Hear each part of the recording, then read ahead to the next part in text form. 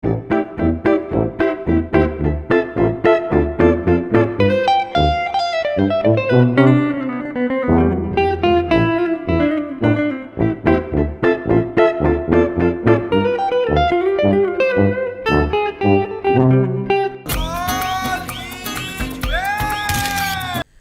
like one of the idiots have been taken seriously, or rather way too seriously.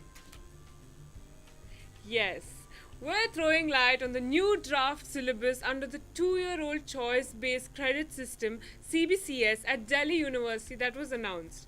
And no points for guessing, Chetan Bhagat's book 5 Point Someone has been introduced into the English literature syllabus.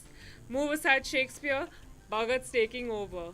And since crying into a pillow is too mainstream for Chetan, it looked like it was thumbs day for him at the gym with the number of tweets he put out right after this announcement. Chetan says, "To me, good literature is writing that actually touches people, whether in the past or now. It isn't something an elitist club decides." Now, how do you define good literature? What can be good to you can be not so good to me, clearly. You cannot judge a book by its cover or its content in this case. We know you're a touchy fellow, Chetan, but unfortunately the number of touches do not validate the goodness in anyone's literature.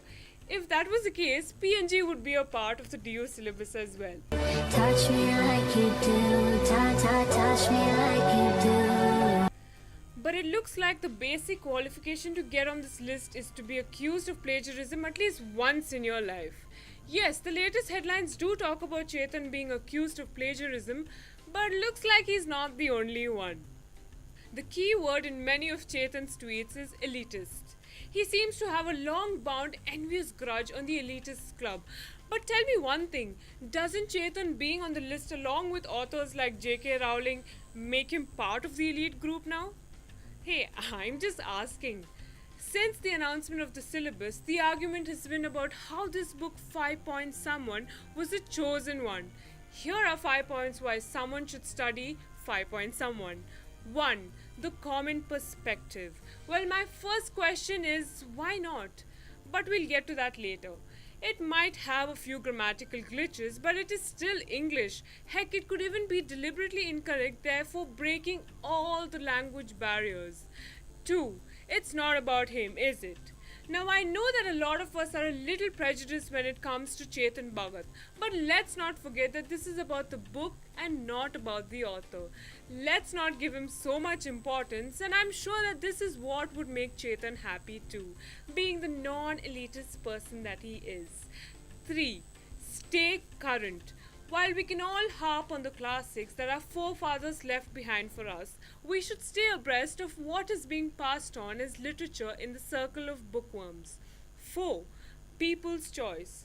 We've all learned the basics of economics, which clearly states that you cannot have a supply without a demand. And that's exactly what this is. The board wouldn't have thought of putting this book into the syllabus if it weren't for the number of people reading his book in the first place. And 5. It repeals but appeals.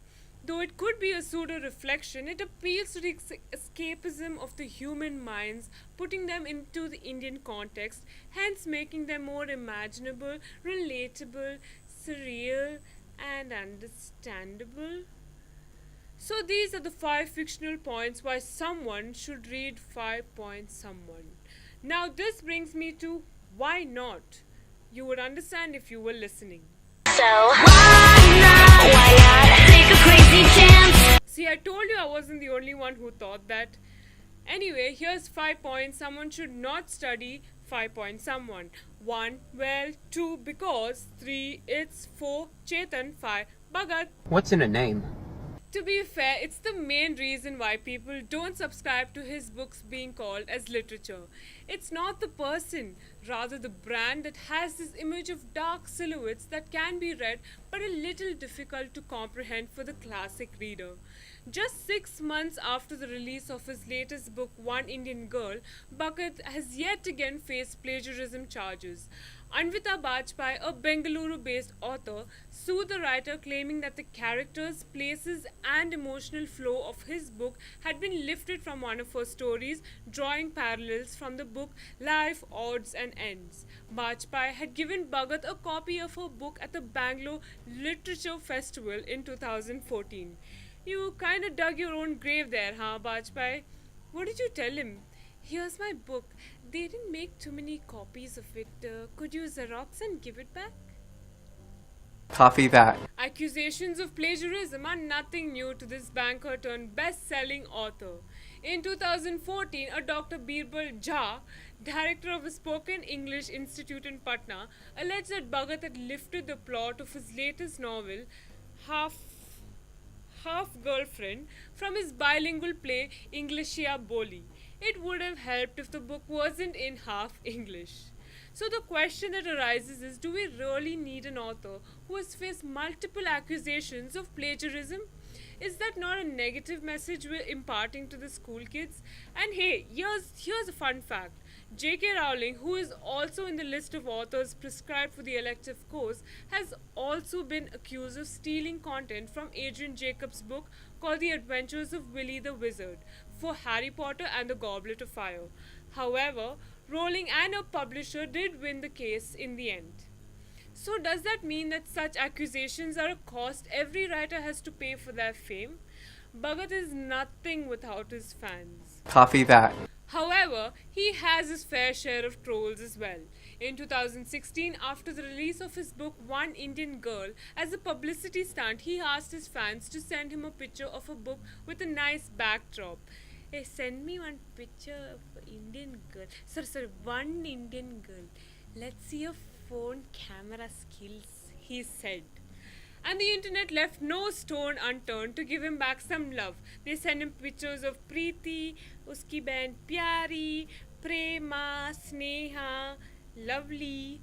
They sent him back pictures of his book in the most ridiculous backgrounds. Have a look. So why Bhagat? If you need to study contemporary literature, why not study the likes of Vikram Seth, Anita Desai, Salman Rushdie, Arundhati Roy, Kushwant Singh and R.K. Narayan too? I'm sure they have better things to say and a better way of saying it. But that's just me. Or are you suggesting that for a change we should study how do I put it in a diplomatic way? Mediocre literature? Sounds like a plan to me, instilling the power of balance in the universe. How do you know what's good for me? That's my opinion! Before kicking the Bhagat, at the end of the day, what we need to think about is what is considered worthy literature. Bhagat's literature might be an easy read, but that cannot negate inclusion from critical analysis by students. If I tell you I dislike Bhagat's writing, you'll immediately label me as an elitist who doesn't approve of his popularist style of writing that caters to the common man. That is not true at all. Even J.K. Rowling resonates with people's emotions and mirrors their joys and sorrows. Hers is a best-selling series as well. The definition of good or bad literature is subjective and has been changing over the decades. Shakespeare, anyone? During his time, Shakespeare's work were considered crass and meant for the less classy popular audiences. His works were considered bawdy because of his extensive use of puns and his controversial subject matters like cross-dressing and gore. Hold on. I'm not saying that Bhagat is modern Shakespeare. Or am I? Find out in my next non-elitist book, One Night in Two States, Making the 3 Mistakes of My Life with My Half-Boyfriend and 5 Point Someone. Anyone?